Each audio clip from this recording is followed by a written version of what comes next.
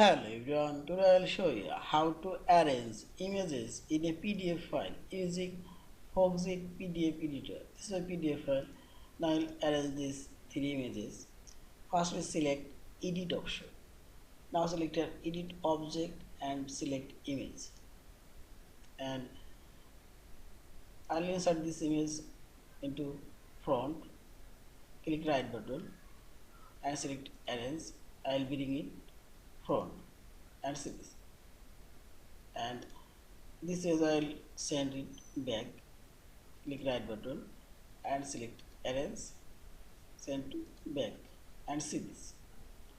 And similar also I'll bring this image forward,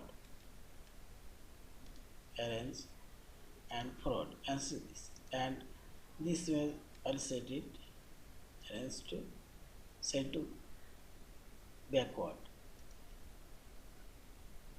In this way you can arrange your images. Yeah, and finally select this file option, save or save as your PDF file. Thank you for watching. Please subscribe, like, share and comments.